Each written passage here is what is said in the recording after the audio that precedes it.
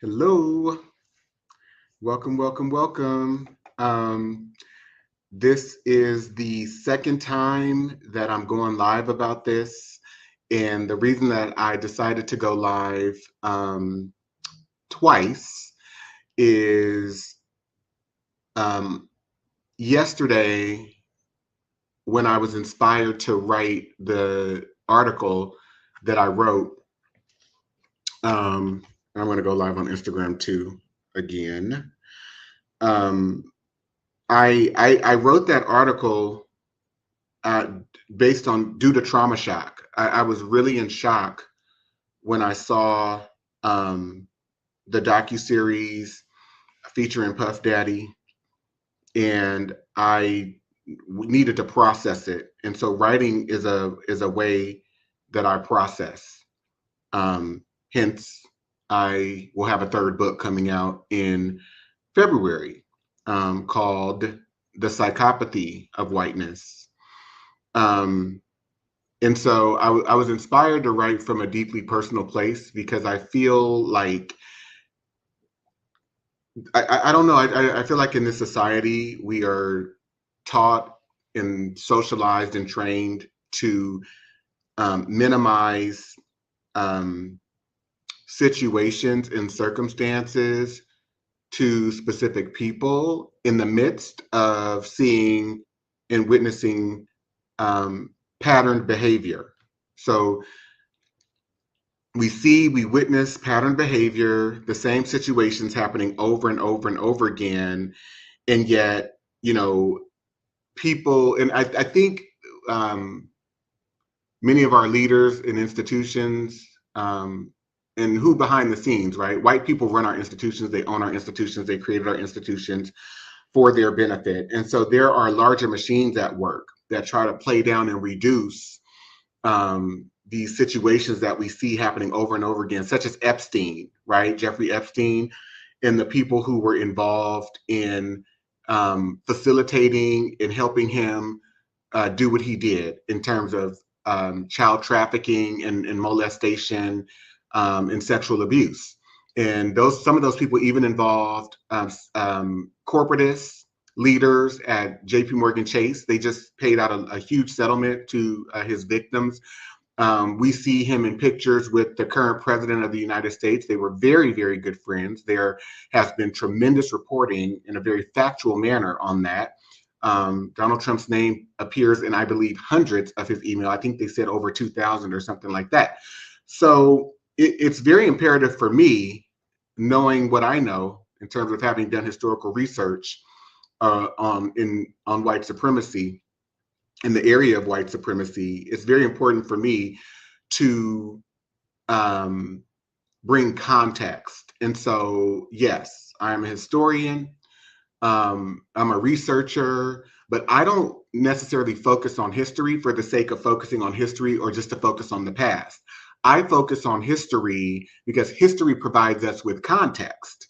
And being able to connect dots and uh, you know, provide supporting information, supporting evidence and details, it can help in any situation, whether we're talking about, you know, our culture, whether we're talking about um, personal relationships. Uh, it, Providing supporting details can help provide context in any situation. So I am live on give me 1 second because I need to start the live again too on Instagram another way. Let me just see. Oh no, I shouldn't have done that. It's okay. Wait, hold on. Sorry about that. Um, yeah. So I'll just sorry. Um, all that to say, I see a few people have joined this live and who are waiting backstage. I see Derek Manigo. I see Danny T. And I'm going to bring them on in just a second.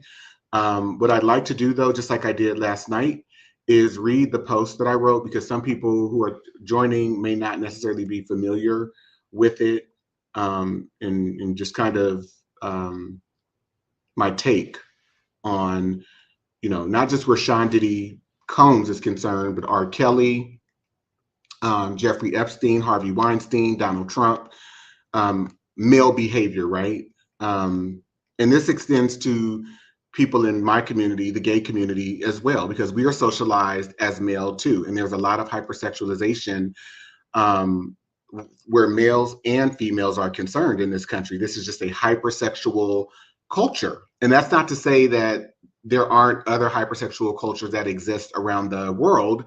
That may be true. But within the context of white supremacy and what white leaders and the controllers of our institutions allow in this country, that's under the auspices and under the rulership of the collective white race, particularly white men. White women too are implicated as well. So I want to read real quick this article, and then I'm going to bring people up to participate. So let me just share my screen. It's always a wonder trying to do this. So the article that I wrote, I titled it "Watching the Reckoning: What Diddy's Story Reveals About America's Legacy of Sexual Violence."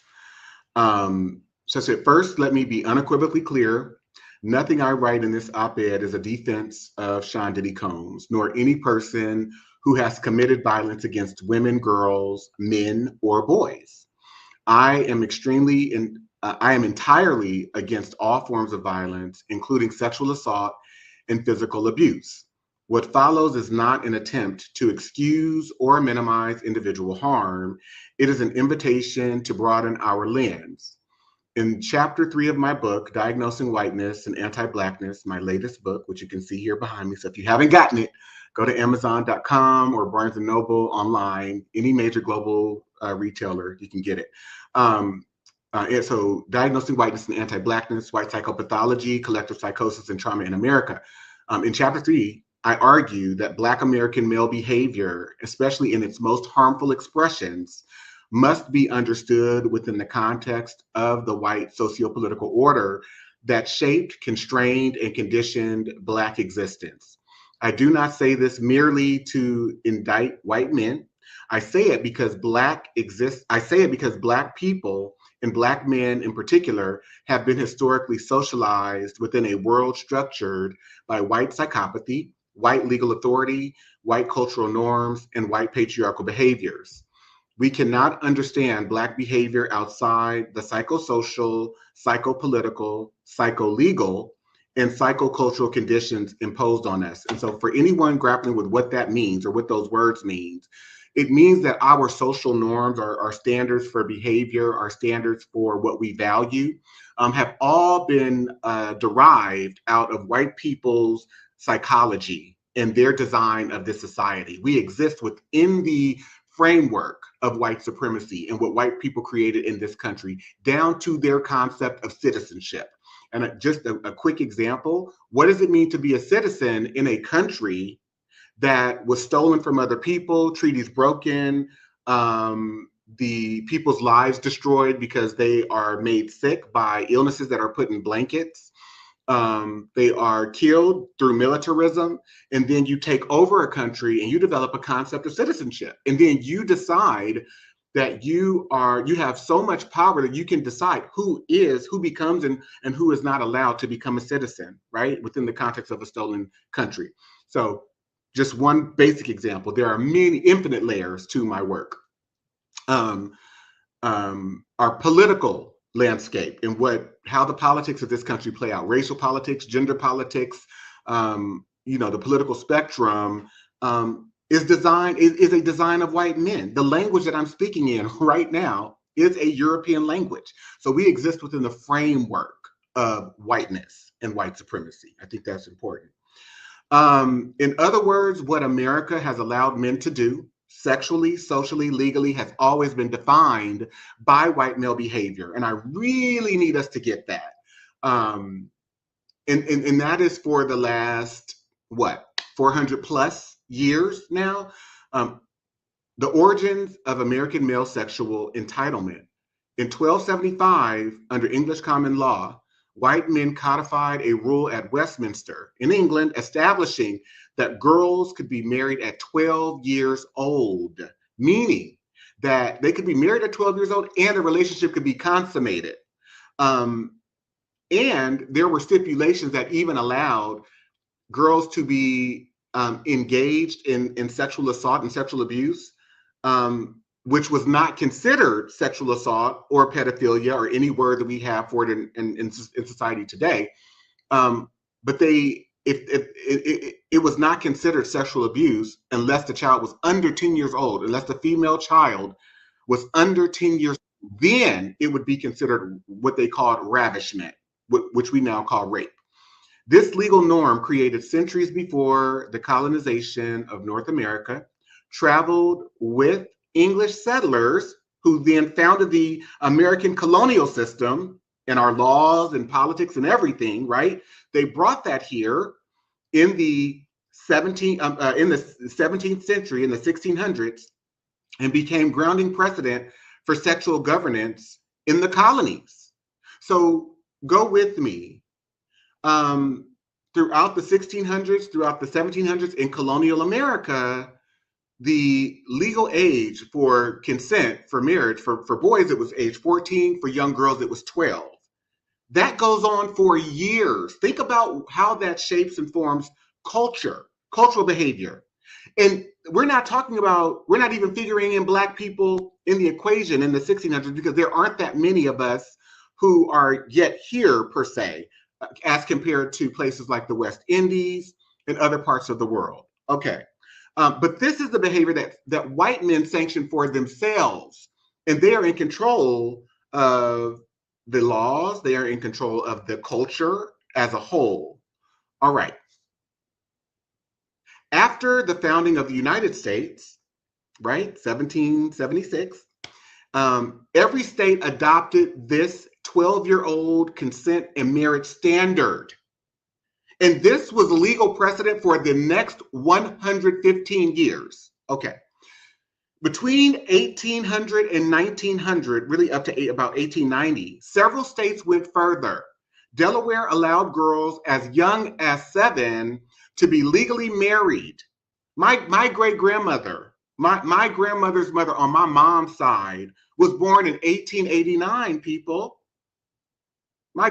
Okay. Under some common law interpretations, rape, referred to as ravishment, was not considered rape if the girl was at least 10. The legal foundation crystallized a cultural one, that girls' and women's bodies existed for male access, male power, and male ownership. That entitlement forged by white men became the dominant sexual script for the entire country. What do laws do? Laws regulate behavior, right? We all understand that when we come to a red light in our cars, we stop. And if we don't stop, the likelihood of us getting into an accident increases significantly. So you're trained to follow laws. You understand that if you steal and you get caught, you're going to go to jail, right? So think about how these laws begin to shape behavior and create a permission structure where now people are authorized to engage in pedophilia. They're authorized to engage in rape. Women are forced to submit their bodies across racial lines. So when we then get to figuring in Black people, whether free or enslaved, they had absolutely no agency or any rights to object anything. Okay. How slavery reproduced, this legal foundation crystallized a cultural one. Okay, I read that already. How slavery reproduced white sexual violence through Black bodies. Enslaved African boys and men were forced, under threat of death, torture, or punishment, to rape Black girls and women as part of the slave breeding economy, right? Remember that the institution of slavery is a legal one. It is a political one in nature, meaning that we can subjugate these people because our political stance is that they are inferior, they are heathens because they come from non-Christian countries, and they also have a complexion that is akin to what we associate with evil and the devil. So it's political. That's a political position infused into a legal, the legality, the legal framework of this country, and then made economic.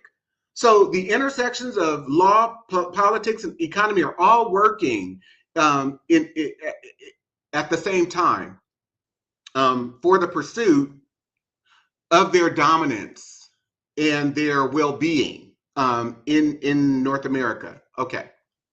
Slave narratives and historical accounts, including those curated by in George Smithers' book Slave Breeding, which I quote in my book, made this painfully clear.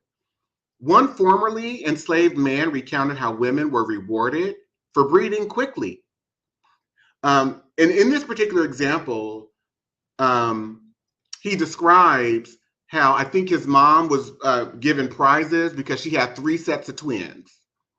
Another described his father being forced to choose the most moistest prolific, meaning the youngest, most fertile girls to rape. White men also orchestrated, supervised, and joined these assaults. In the WPA slave narratives, multiple accounts describe enslaved men being forced to rape enslaved women while white owners watched. In one Louisiana narrative, an enslaved woman explained, Master would make the men go in to the gals he wanted them to breed with. Sometimes he'd stand right there. Sometimes he'd take his turn too. So I really want you to think about, and I'm going to stop this for a second. I'll come right back to it. There is a decision by the Mississippi Supreme Court, State Supreme Court in 1859, where they say that Black women and girls cannot be raped because only white women can be raped because Black girls and women are promiscuous, that they that the regulations of law as they pertain to white people, because white people are essentially moral, can only be enforced and or apply to white girls and women. In this ruling, the court also declares that every plantation owner, every enslaver, slave master has the authority to regulate sexual activity as they see fit, as according to their own desires and standards and norms, right? So think about the example that this Black Louisiana, Black woman from Louisiana just gave, as far as what master engaging in and facilitating and requiring gang rape. Think about the effects, psychological, emotional effects that has on all the Black boys and men that are on that plantation. What does it make available? What does it influence? What does it authorize? Right? Yes, as a researcher, I have been forced to train myself to psychoanalyze everything. So I just want to bring you all along this journey too. I'm almost finished. I'm going to go back to this, and I'm going to bring up the people who are here. I see my sister Shauna Lewis in the background too. So give me 1 second and go back to this.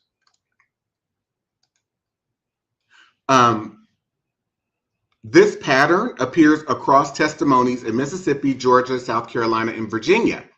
These are not isolated incidents. They reflect the foundational architecture of American masculinity, modern echoes of this history. So we must ask, how have these laws, histories, and psychosocial conditions shaped male proclivities, attitudes, and behaviors in our society today, across the spectrum, across race? How has this informed maleness and masculinity? How has it informed gender? Consider Donald Trump's infamous 2005 Access Hollywood statement. When you're a star, they let you do it. You can grab them by the pussy.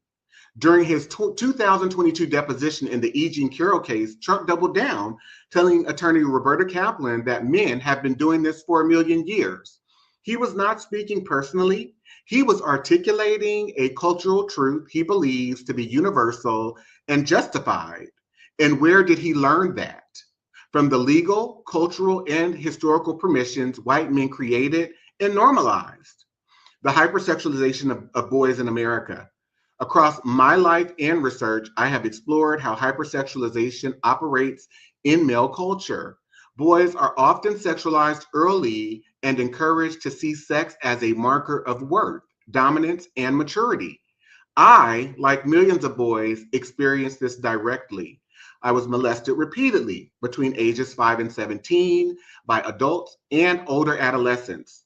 By ages 11 and 12, adult men in my community told me I should have already lost my virginity, and that doing so earlier than my peers would be something to celebrate. This normalization of premature sexualization is not African. It is not indigenous. It is not rooted in traditional cultural practices from Ghana, Mali, or other West African regions I examined during my research. In these African societies, consent and marriage were culturally governed by readiness, family discussions, maturity, and community approval, not by the predatory entitlement embedded in European legal doctrine and cultural customs and practices.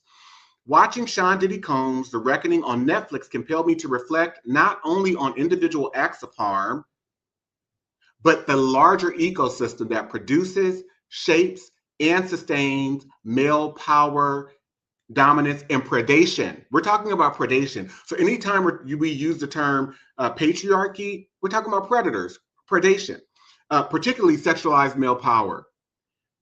If we are going to have an honest conversation about the abuses documented in this docuseries, we must also interrogate what historical forces shaped American masculinity, who defined male entitlement to women's and girls' bodies, what legacies of white patriarchal predatory law do all men, Black, white, and otherwise, inherit today?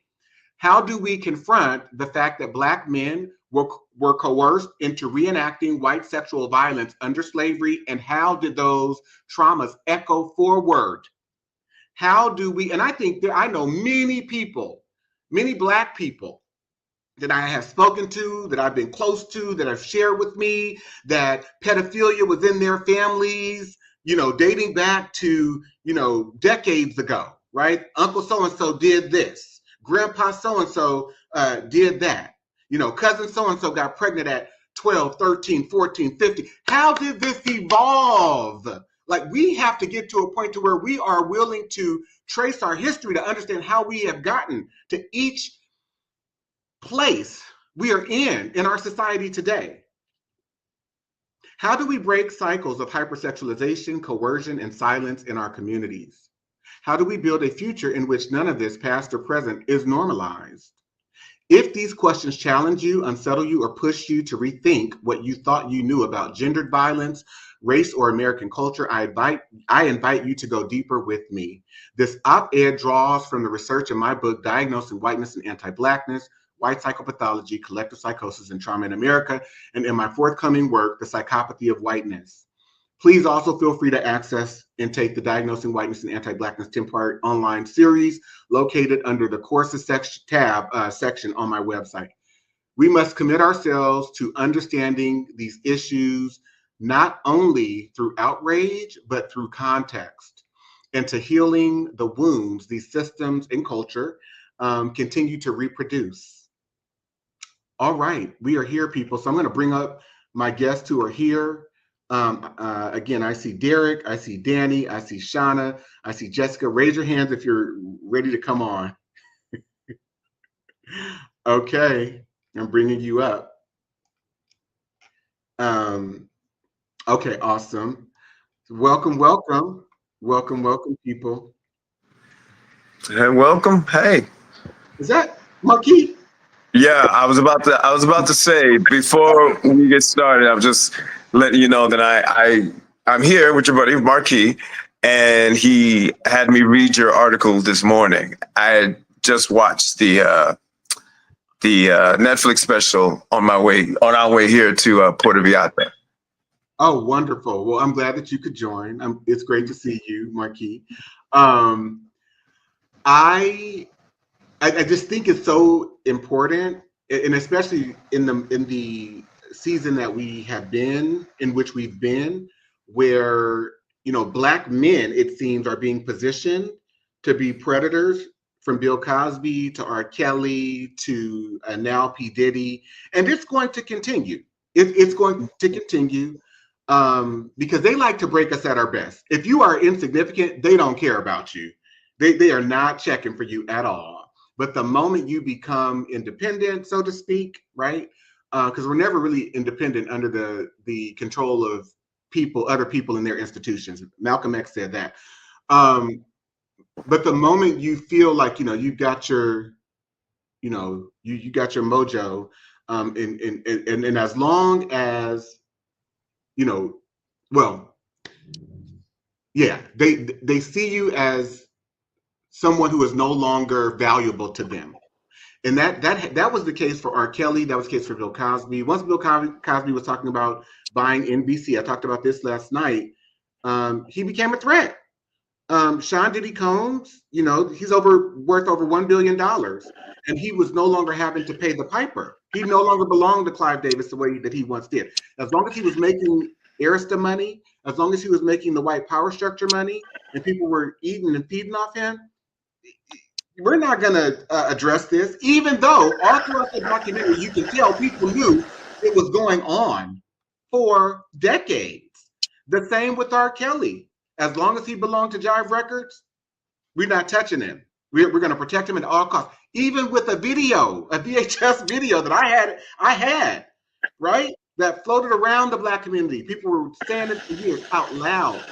No one ever came after him. It was only when he became an independent agent, and now he's touring and he's making money for himself.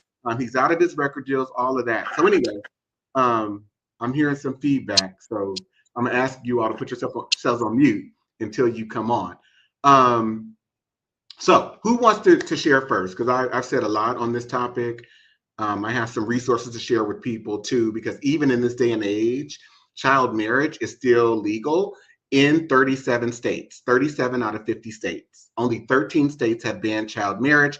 And between the year 2000 and 2018, there were over 300,000 child marriages that took place, and some even involved young girls who were age 10. Okay, so let's be very clear. This is not past. This is not the past. This is our present. Okay, who wants to start first?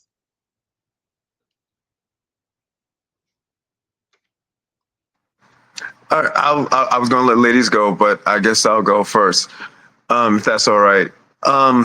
So, having watched the whole series on my way here and read your article, the first thing I thought when I read it is that they're going to think that you are giving the okay. I know you gave the big disclaimer that you're not okaying this and it's wrong, but I was remembering by the fact that you're saying that that's what people are going to zero in on. But after I read your entire article, one of the things that captured me is, like, in order to really understand what you were talking about, you would have to know history of this country and not what we're currently taught in school. What we're taught in school is heroism, which is devoid of the true scope of history of all people that are here, Black people in particular. So you gave a lot of context. You gave a lot of what your research showed in doing your history and so forth, and you connected the dots. So anyone who thoroughly read what your article is about should be able to capture. Although I will say that I want to separate. Separating one caveat here to this is very important. This is very important. I've written 2 books. So this is not just about an article or one article or my opinion. My books are not opinion-based books. They are well-researched books. And so if you go to the back of the second one, I list 418 sources, and I implore people all the time, please go and read those books. Watch the interviews, go to and locate the Virginia Henning statutes, Helen Catterall's. I think the book is like this big, it's huge. It's called Judicial Cases Concerning the Negro. She cites every case where Black people moved through the court system through the colonial period, up until the 19th century. Go and locate colonial statutes out of every state that used to be a colony. And then once the United States of America forms, go and locate laws, the Black codes, not just slave codes. So this is not about Dante King. This is not about take my word for it. This is not about me attempting to make excuses for P. Diddy. This is about me trying to understand how white people and white supremacy has shaped and informed and influenced Mm-hmm. every aspect and area of Black life, even down to how we measure our self-worth and competence. You mean to tell me that there are over 22 different languages on the continent of Africa, but the language that we use to decide and determine whether we are intelligent or not or competent is English, one language that was given to us by our oppressors? So this is not about, and again, if you are not a critically thought thinking person, if you do not possess the ability to be critically thoughtful, and you decide to reduce my work and what I am attempting to try, the journey that I'm on, not that I have all the answers, because I don't. Research and even being an academic is about inquiry. It's about continuous inquiry, right? In terms of what we call academia. Right. I I just want to say that yeah, that's my point. You have to have been well read in order to understand what you were talking about and have a grasp of history. Because I'm not disagreeing with you. I'm just saying that Oh people yeah, totally get the misconception if they are not well read, and like the things you cite and the books you've written are informative of that. That's my point. yeah. No, and Um, again, what I just mhm, responded to or made the mhm. comment about was not for you personally. Oh, It's thank because you. people are watching. Yeah. Yeah, got you. Totally understood. So yeah, I was so you're talking about the total deviancy, and a lot of it has roots in slavery and in our codes and our and like you said, some of these laws are still on the books.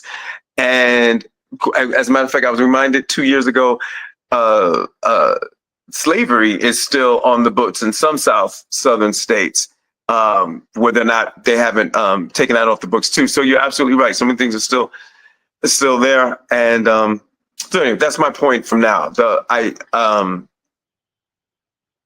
In order to really grasp what you're talking about, you have to have known some history of the country and not the heroism that our country currently teaches in school. So That's for right. that, I'll say that for now. And to your point, um, you have to be interested without I'm not going to say without, but you also, as a part of having an appetite or possessing an interest, you also have to be willing to move your emotions and judgment to the side to look at things from a factual perspective, right? Yes. um yeah, and I also want to make another point, but before I do, I'll bring in some of the others. Thank you so much for opening with what you just stated, because I feel like it's an appropriate disclaimer for this discussion. And so if there are people who are not capable of really opening their minds and ears, this may not be the discussion for you. And the other piece that I'm clear about is that my message is not for everyone. I mean, that's even true within Christian doctrine, Judaism, or Islam. Every message is not for everyone, which is why everyone doesn't subscribe to those belief systems or institutions. And the other piece that I want to say is, just because we all have an opinion or a belief in something does not mean that it's rooted in fact. Fact can be part of someone's belief system, but just because you believe something or feel strongly about it does not make you right. It does not mean that it is factual. Okay. And I am not interested in debating anyone's emotions. That is a waste of time. I am interested in debating fact. Um, Jessica, Shauna, Danny. I'll jump in. I love the fact, echoing the previous collaborators' sentiments, that you refuse to look at this work in a vacuum. You make sure in this piece that we understand the fullness, and then you hold space for Black men, you hold space for these systems, and holding space for trauma at the time. And as a Black woman, as a public servant, mother of Black sons, your article and our documentary, it hit me. My body, the work that I do, and my babies. I have 3 Black. And so looking at how the society that we are in has shaped and championed their hypersexuality is not cool. And I love the fact, the part that hit me in the mouth when I read it was when you said that the rules for sex and power were written by white men for white men hundreds of years ago.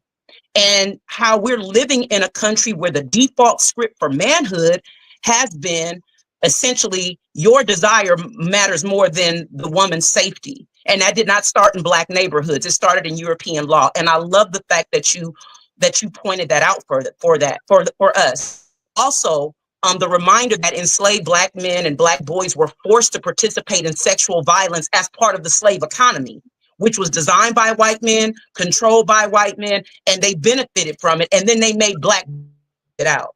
So when we talk about problematic Black male behavior without naming that history, we're not telling a complete story. We're blaming the branches while refusing to acknowledge who poisoned the root.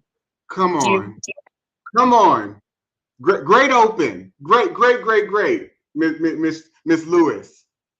Absolutely. Okay. Who's next? Yeah, I'll go. Shauna dropped the mic on that though. But I think if we were to, focusing on to Shauna's point on Diddy, there's been plenty of white men recently that have been also exposed for their deviant behavior.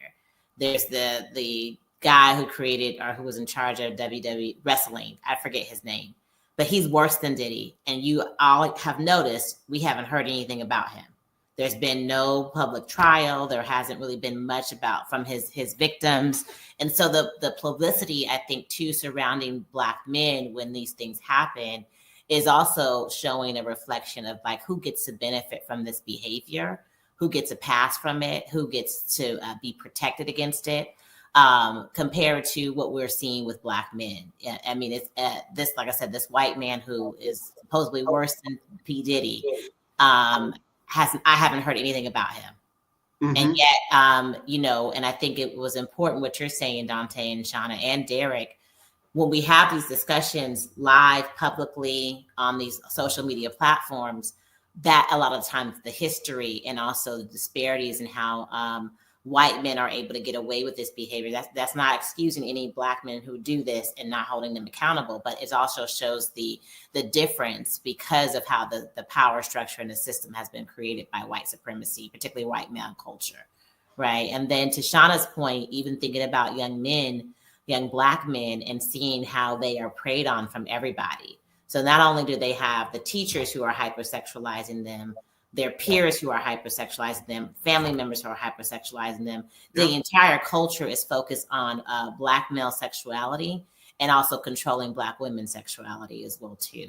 And so I don't think we really highlight the impacts, how that impacts our sons and Black men and how they grow up and are socialized into this hypersexualizing.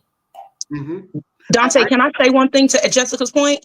What Jessica said, as a public servant, and you've worked in HR in the past, we also see how this shows up on the job.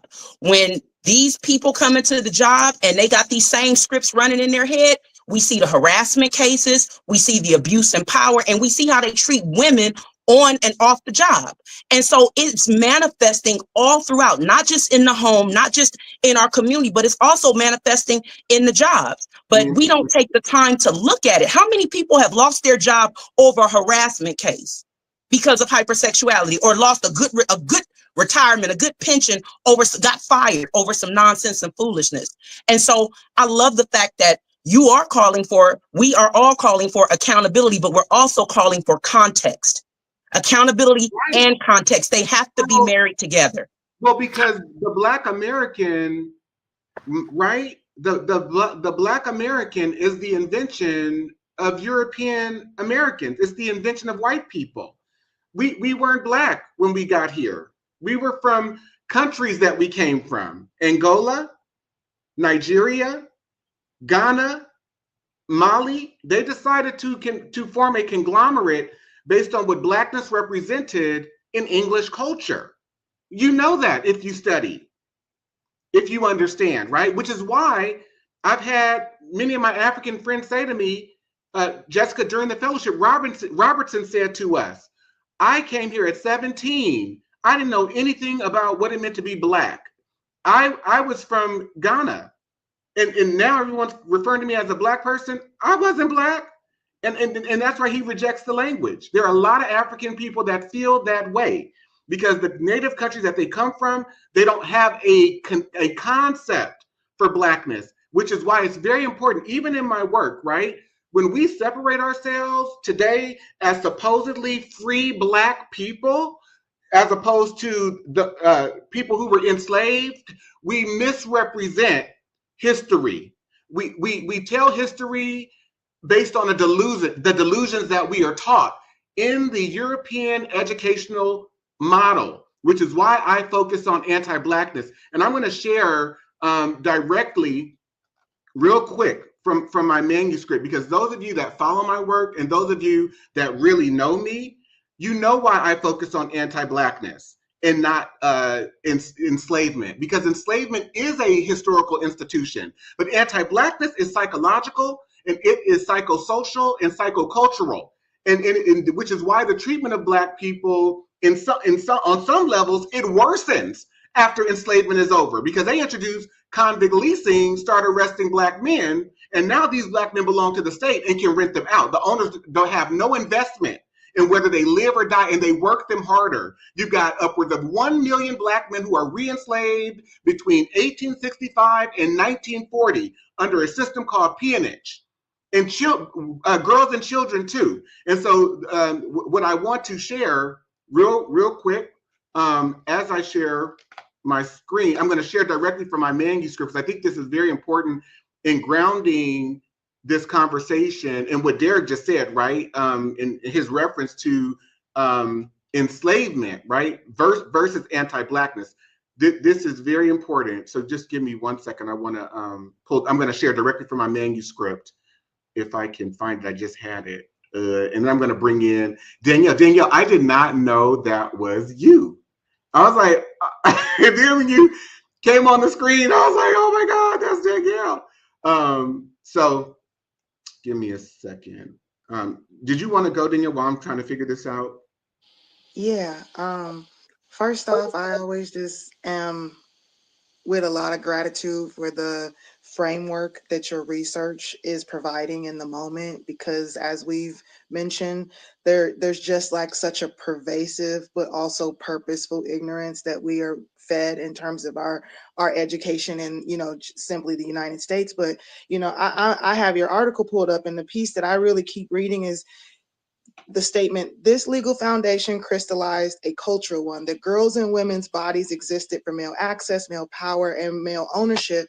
And so I'm thinking about how seductive racism and white supremacy are, where the women who have themselves, the white women as well, have been in a structure where they should seek protection. And all they can see is, thank goodness I'm not Black. Thank goodness there are other people to be subjugated, while never actually achieving any sort of safety for themselves, because they just hope that other people will be brutalized, I guess, more than them, is kind of how I take it. And then more in terms of like the current moment, admittedly, I have not watched the documentary, but I don't know if you know, but a lot of my work deals with the concept and conversations around sex offenders and criminalization and things of the sort. And so for me, it's like, we now as Black people are caught in like this catch-22, where we should be glad that someone is being held accountable, especially that has done such massive harm to Black women and girls, and like you said, men and boys as well. But then we struggle because there's that white-Black dichotomy of like, well, if this person is held accountable, why aren't there more people held accountable? And I'm like, no, I want everyone who is doing harm to be held accountable. And I think that's true for all of what we're saying, but we still struggle with that, because we say, well, if it's not going to be fair, then why is it just fair on this side? Or like, it feels like another layer of oppression when someone who is doing wrong while also being Black is in that system that is definitely punitive, when other like clear instances of non-Black people are in that. And then the last thing I just would say is, like, in my conversations, we as Black people hold that difficulty because we don't want to put our other Black people in the system. So when I know that my brother is a such and such, or my uncle is a such and such, but the carceral option is I will put them in a system that will lock them away, and there's no help. Do you know what I mean? Like there's no actual like proper response to the behavior. And so, yeah, you got me all zigzaggy, you know? I want to be very clear, and I want to say this. I am all for accountability where all violence is concerned, right? I am also interested in how did the American Black male become influenced, socialized, indoctrinated, and assimilated to the cultural behaviors that existed throughout the antebellum period and beyond, right? And so if we go to this one example, I'm gonna share my screen. Let me know, hold on for 1 second. Yeah, I'm gonna share my entire screen. So just give me 1 second. Okay. This is right directly from my manuscript. If you have my book, you can go to this example. It's a law dating back to 1705. It says, and if any slave resists his master or owner or other person by his or her order correcting such slave, and shall happen to be killed in such correction, it shall not be accounted felony. But the master, owner, and every such other person so given correction shall be free and acquit of all punishment and accusation for the same, as if such accident never happened. So you can kill Black people with impunity. We understand that. We get that. And how that was practiced over and over and over again and socialized all of us into dehumanizing the Black male body and Black female body. Okay. Pay attention to this second part, though. And this is why I focus on anti-Blackness rather than Black people within the context of slavery. And also, if any Negro, mulatto, or Indian, bond or free, shall at any time lift his or her hand in opposition against any Christian, not being Negro, mulatto, or Indian, he or she so offending shall for every such offense proved by the oath of the party receive on his or her bare back 30 lashes well laid on, cognizable by a justice of the peace for that county wherein such offense shall be committed. This was not about just the enslaved class. This was about you not being white, and it was about you being Black, because they began to create laws that stated if indigenous people were of the complexion of white people, they did not suffer the same consequences. And they used language like complexion and color, which I also point out in my book.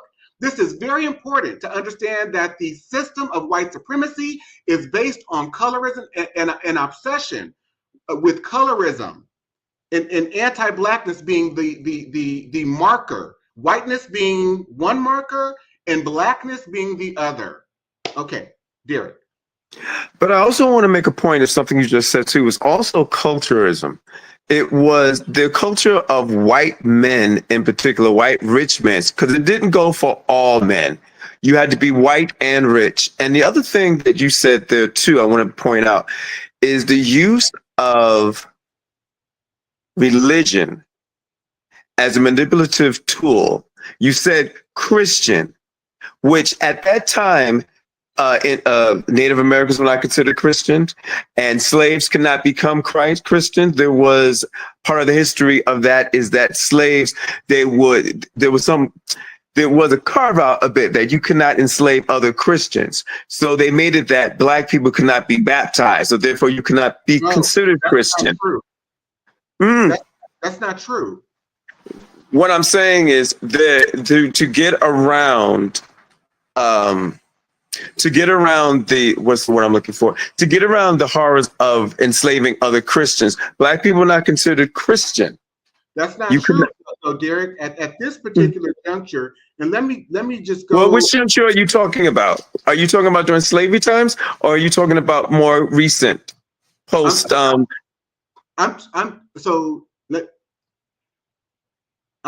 talking about during the 17th century into the 18th century. There were specific laws, mm-hmm. and two of them, and I'll show them on the screen. Okay, there were more than two, but these are what are considered conversion laws, right? And so mm-hmm. I go to a law in 1667 where mm-hmm. they start to convert both Black and indigenous people into Christianity. And I'm gonna actually share slides from a deck that I typically present from.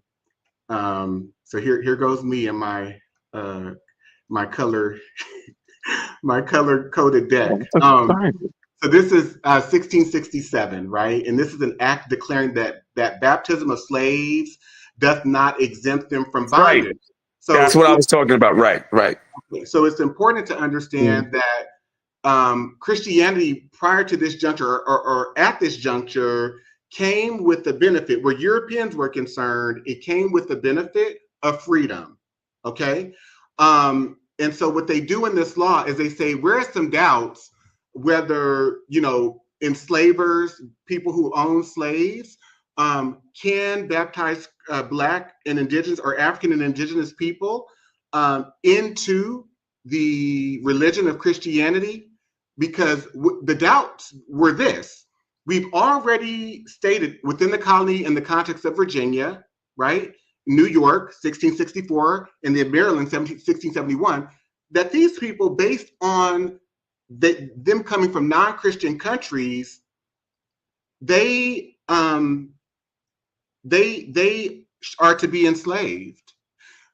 Now we're dealing with the dilemma of whether to baptize them, because we understand under English common law that if we baptize them, by nature of the law, they become free.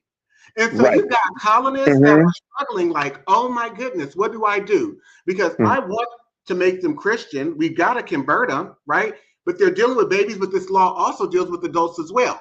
So they implement this law and they say, where some doubts have risen, whether children that are slaves by birth and by the charity and piety of their partakers, and the piety of their owners, made partakers of the blessed sacrament of baptism, should by virtue of their baptism be made free. It is enacted and declared by this grand assembly and the authority thereof, that the conferring of baptism doth not alter the condition of the person as to his bondage or freedom, that diverse masters, freed from this doubt, may more carefully endeavor the propagation of Christianity by permitting children, those slaves, or adults, those of greater growth, if capable, to be admitted to that sacrament. So you can baptize these Black and Indigenous people who are slaves, but they will not become free. Right. That's the point I was making, that was the dilemma that they found themselves in. And then, of course, made this carve out that Christianity in and of itself, but they definitely use Christianity to enslave your mind. A lot of these rituals that you're talking about that we have indoctrinated and then brought into this century are from that manipulation. That was one of the many things used to manipulate us into taking on these, like beating your kids. Because Derek, to your point, right? Similarly to how the law works, once you indoctrinate people into your belief system, what does that do to their behavior? How does it then shape the behaviors that they act out, the cultural customs that they adopt? And so the second example that I will share with you, and again, there are many, many, many more, is the law in 1682, which by 1682 in the same colony, Virginia, this law says, whereas some doubts have arisen whether Negroes, Moors, mulattoes, or Indians, which are imported into this country by sea as servants, shall be accompted and be slaves or as servants, be it therefore enacted that all servants which shall be brought or imported into this country, either by sea or land, whether Negroes, Moors, mulattoes, or Indians, shall be slaves, and as such be here bought and sold, notwithstanding a conversion to Christianity afterward. It's being required. It's being required, and they've already done away with the caveat of freedom.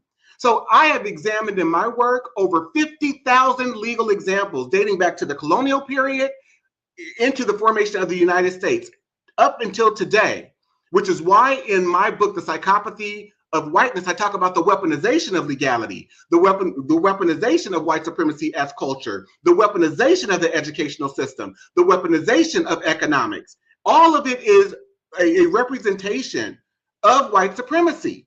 And I think because to the first point that you made, Derek, which was so profound, because we don't learn the truth about our history, we are sold a delusion that when someone comes along and brings forth information because they have done their research, such as a Malcolm X, such as a James Baldwin, such as a W.E.B. Du Bois, they become a threat and people resist them. You know, my mom told me, she says, you know, back in the 60s, we thought Malcolm X was crazy. And here we are today, understanding that everything he was trying to say to us is true. Who's next? I see some other people over there with you, Derek. So, and Marquis, you haven't spoken. Okay, so Marquis is here, and also your buddy Denard is here. So if anyone of y'all want to say something. I know him too. Hey, Denard. Hey, Derek. Hey, I first want to say, you know, thank you for creating this platform. You know, I've known you a long time and followed your work and, you know, read a lot of your book. Being a mental health therapist and being a mentor and role model for so many Black boys in San Francisco that fall into the abyss of hypersexuality, offending women. I also, too, want to say thank you to all the Black women that are here because it's important because you guys carry the weight raising a lot of Black boys now who are fatherless due to a system, due to fathers falling, you know, and succumbing to behaviors that were put before them and that they, you know, basically fall into, for lack of better words. But it's important to have these discussions. I know that I was put here for a reason, to be a spokesperson for young men, to fight for them not to become a part of a system created to take them down, to lower, you know, to lower standards for them in every institutions, from schools to homes, in jobs, and beyond. So I joined this discussion to listen, to become more informed. You know, I had a couple of my buddies here. We were on vacation in Puerto Vallarta, but it was important to take a minute out to listen and to, you know, hear what you have to say, because I'll be able to take that back to mothers, to people I run, you know, past and, you know, and have discussions with on my job in San Francisco, where, you know, recidivism rate for young boys who offend, who have no one speaking for them, is unbelievable. Yeah. And you know me, so you know my fight goes beyond me, you know. And so I'm just thankful, you know, to what the ladies said here, you know, speaking about young men, human resources. You know, I deal with all those, you know, in my job with the city. This is just an important conversation to have, and you inform me, you know, and inform others. And I'm really, really thankful for you, brother. And all those who shared, because I take that in. I write about it. I write poems about it, and I'm able to speak to people who don't get to join in these discussions, who aren't in these rooms, that they should be a part of. And I'll continue to invite people in to make sure that they're getting a piece of history that is sculpted the way men react, you know, young boys react. And that a lot of times, for what I see, that mothers have to pick up the pieces for these young boys and help rebuild them. It's just majorly important. So I'm thankful. You, for sure. And I also, I'm thankful for you because, like you said, we have known each other for a very long time. And I have experienced you, you know, getting up at 1:30 in the morning, 2:30 in the morning, or, you know, we text and you telling me that you were at the hospital or, you know, someone was murdered, and you have taken and absorbed a lot of the trauma that comes along with your job personally. And I've seen the wear and tear on you. I see your heart. I know that what you do it because you are called to do it. And you're so committed to our community, to young Black people. And you have been a servant. You've been a true servant, you know. So I thank and appreciate you too, Marquis. I really do. And I uplift you tremendously. Thank you. So we're gonna, you know, I didn't plan to be on here all night. I too am on vacation in Turks and Caicos, so I am not gonna be on here, y'all, okay?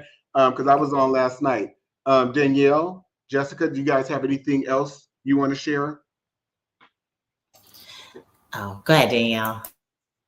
I'll just jump in quickly. You know, I'm just also observing like in the historical narrative, but also in the like present moment that you're helping us grapple with, is basically bully behavior. I don't know how to describe it better, right? Like when I see a bully, I know that that's a person that's been bullied and that therefore understands that people get away with bullying, and therefore there's also a seduction to being a bully, and that they just need to find a way to flip their oppression into oppressing someone else. And so it's like, okay, white women are glad that there are Black people to oppress. Black men are potentially experiencing the opportunity to oppress other women or Black women or others. And it's like, you know, I really appreciate the comment that the man just made about like the work that we're doing in the communities right now, the conversations that we need to have with our young people.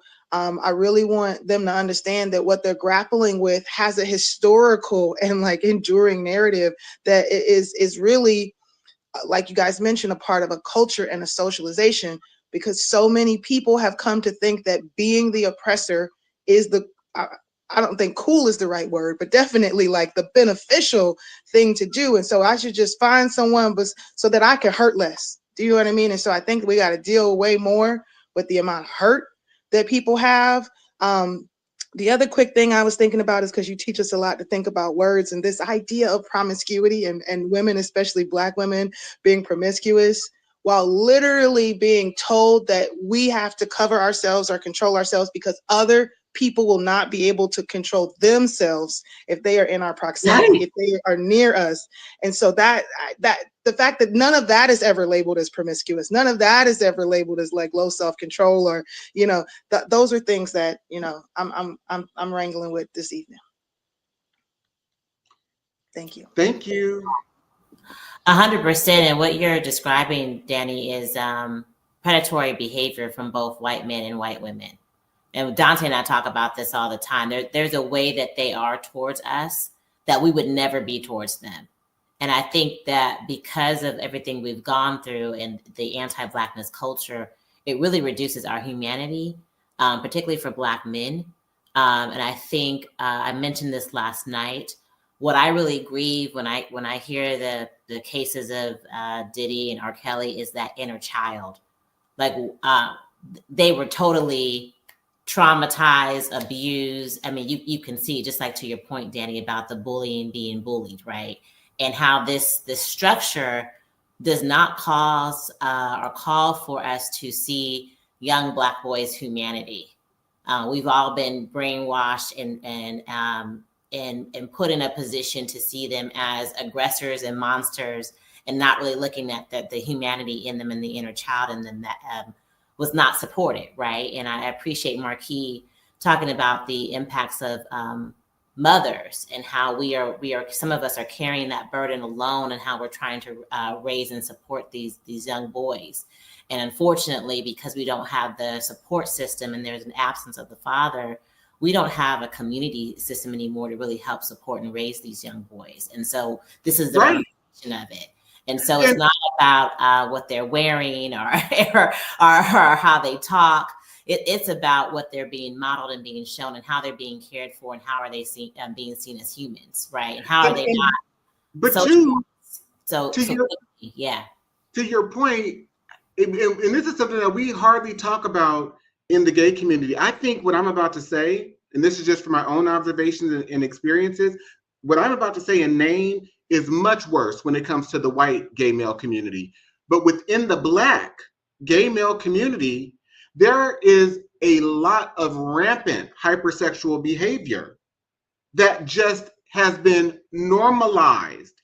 And because you have young boys, and what I appreciated about the Diddy docuseries, and tied to what you just named, Jessica, is that within that first episode is talking about what his childhood was like, who he was around, who his influences were, how his mom had him around drug dealers, pimps who, you know, mishandled women. This is what he saw. And it's the same for my dad, who grew up to abuse women. This is what he saw, because it was authorized through a permission structure of male domination. And so when I go back to my own experiences of being molested as a child, and I am able to see very clearly how I developed a very hypersexual appetite and behavior. I was preyed upon. My male cousin gave me my first orgasm at 11, the day before I was to go into 5th grade. And I think that like we have to be honest and speak truths if we are ever to get to a place where we are going to get on a path to healing. And I had someone text me and say, why are you sharing things that are so personal? Because I'm not ashamed of them. They happened. The only way I would want to hide or be secretive about anything that has gone on in my life is if I was, participating out of a place of shame, right? Masked as privacy, right? We like to do the privacy thing. But anyway, or discretion. Anyway, the last point that I want to make, and I think this is so important in framing my examination of history, of Black socialization and the socialization into Blackness under a white ecosystem is, and I'm just going to share this. We must understand, because people say, well, what do you mean?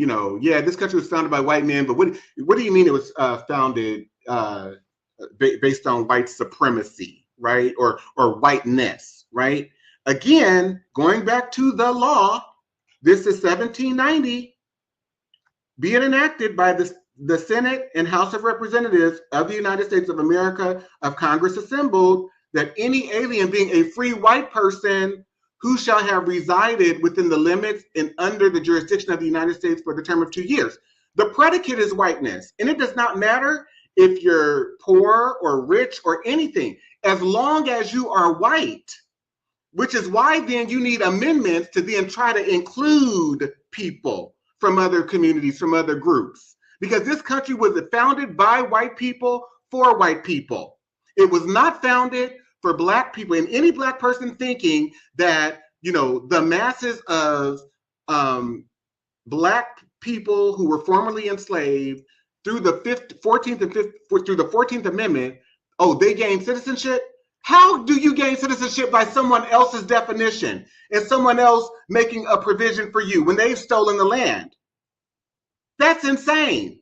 So we all need to realize that we are subjects here. We are subjects here, and for the amount of terrorism that white people have done around the world, that they are now seeing they're coming into their own demise and destruction based on the BRICS organization, these non-white countries that have gotten in bed with Russia and created their own global economy outside of US being the global standard for economics, the economic system, the global economic system. We need to understand that this was, as people speak about this country as an experiment, that's all it was. That's all it is. And that's all it ever will be. Because if other forces join together against the United States of America, which is happening right now at this moment, it's done. So any Black person, the Black American, of the black middle class, of the Black bourgeoisie, who have tied their identity and their long-term standing in the world to white culture and white institutionality, and speaking about generational wealth this and generational wealth that, watch what happens over the next 200 to 300 years. Just like the Moors ruled in Spain for 700-800 years, it's only been how many? 250? And I don't think we're going to see 500. But that's neither here nor there. I didn't come here to discuss that tonight. Last thought. I just want to say that we're not the only culture that's about to find out. Latins for Trump, Somalians for Trump, other pygmies who have not, right. But what I'm saying is they are devoid too of knowing their history. They're devoid of knowing the history of this country. They're devoid of knowing even their own ancestors' history in this country by the fact that they are trying to be pygmies. And the problem they are fighting, what this revolution has to happen now is not our fight per se. That's right. Because we are aware, that's what woke is. These other cultures that benefited and didn't realize they were benefiting from the movement and the civil rights movement are now finding out what that means and what their marching and their sacrifice will have to be to get themselves out of this. I've been watching, and I hate the fact that I get a little tickle out of this, watching all these pick-me groups and, you know, the Latins for Trump. I will vote for Donald Trump. I hate seeing them carted off in what is today's version of the slave of the what do you call it when they used to come after you after night, the sundowning, when they're rounding up these people and throwing and disappearing them, and the Somalians, the Asians, the Latino. It breaks my heart to watch that, but that they are experiencing what we experienced in the civil rights movement, and they will have to rise up. They will have to rise up and create their own civil rights movement. Can I tell you, though, I just want to make one distinction, because I agree with you, right? It is horrible to witness what we are seeing right now as it pertains to people just being rounded up. But let me be very clear. I don't share the same sentiments where people who are being rounded up and carted out of this country, if they voted for Donald Trump even once, I don't have any... they brought this on themselves.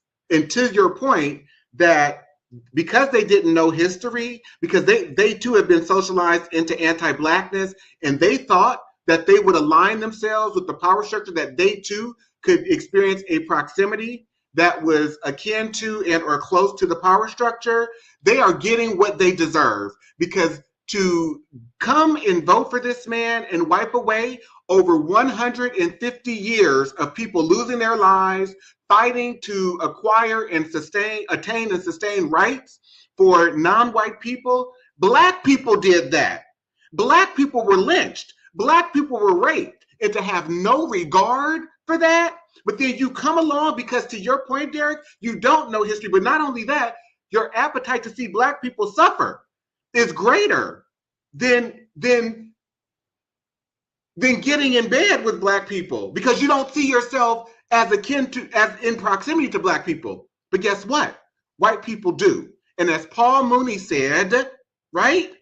Every Black person will get their inward wake-up call. And that's what these people are getting. If you voted for Donald Trump, you are not a white person, you are getting your wake-up call. And you did this to yourself, you did this to your family, right? And I'm saying this from a historical and legal perspective, a historical political perspective, a historical economic perspective. If you are not white, you are the help to this country. And guess what? Because all of those countries have band together, Brazil, Russia, India, China, now South Africa, and some of the other countries, and they're called the BRICS nations, and they have a GDP that is worth 35%, while America's in the G7's GDP is only 28%.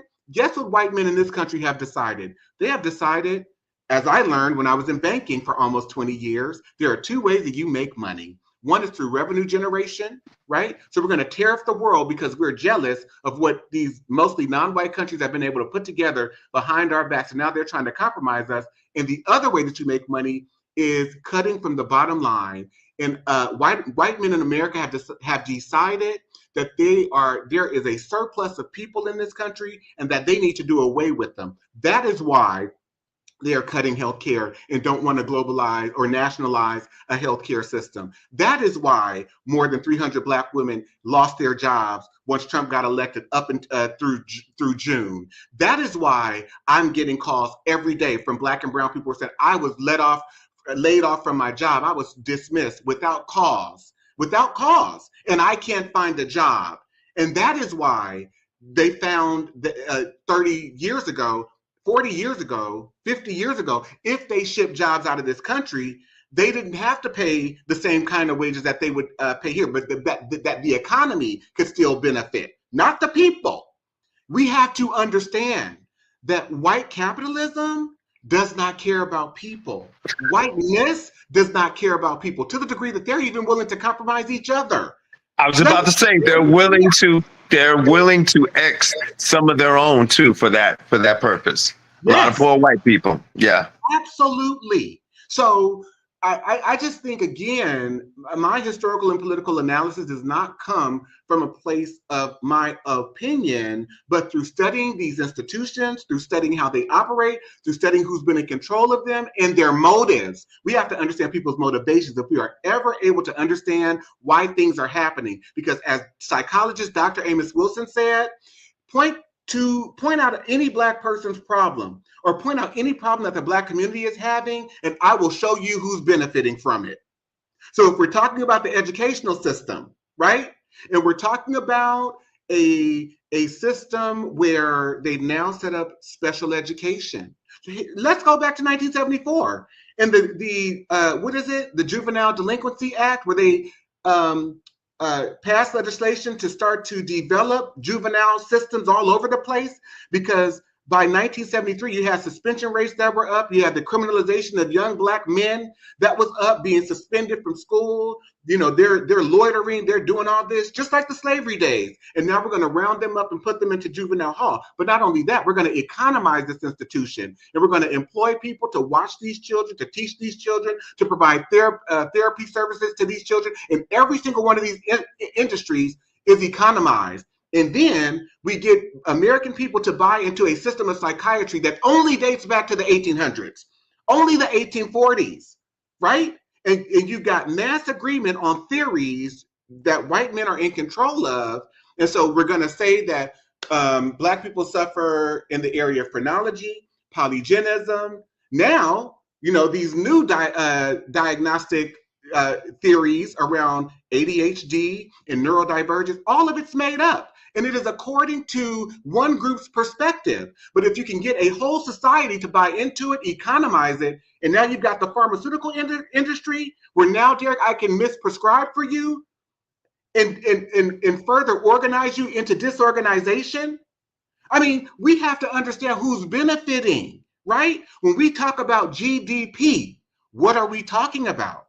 We're talking about the gross domestic product.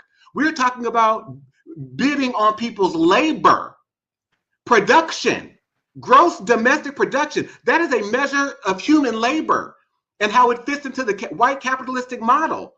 And it's on the stock market. People are benefiting from how much revenue is going to be produced for the economy. So again, I'm done. I didn't get on here to talk about all of this tonight, but there are so many layers. There are infinite layers to my journey in trying to understand how all of these systems work together and how they inform our culture and the way that institutions operate and how they affect people, whether positively and or negatively. And we can racialize the positives and we can racialize the negatives. Last thoughts, Danielle, last thoughts, Derek.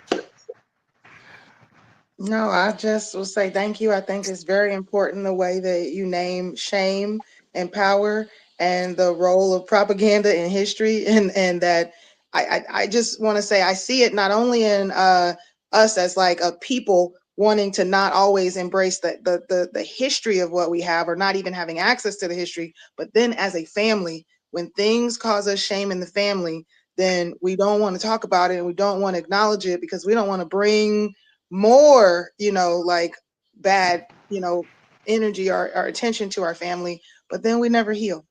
So the shame is really killing us on all fronts. Yeah, and I'll just add in closing too that part of the what was weaponized against us is education. We were made to feel like being smart was not what we needed to be. I remember when I went to the Army, back in the day, I passed a test that allowed me to be many things other than just infantrymen. But that's where they were steering folks, Black people, trying to convince you that you weren't smart enough to do this, not smart enough to do that, though your grades say something different. Being well read and encouraged to read up on these things. So like you, Dante, you brought some receipts. So when you're having conversations, to keep these conversations that are factual and versus emotional, having those receipts, being able to pull things out and make as points when you're discussing this, because the only thing that's going to get us out of what we're moving into is education and knowing history, not heroism, history. That is right. So I want to end by saying to anyone who is watching, will watch, I did just put links to my book in the comments. I also put the link to a 10-part course series that I developed, in addition to my book, in the comments as well. So please access the book, please access the course, and I hope to see you all again soon. Okay. Thank you so much. I appreciate you. I appreciate you, Derek. I appreciate you too, Danielle, Jessica, Shauna, for joining. And I wish everyone a goodbye and a good night. All right. Signing off.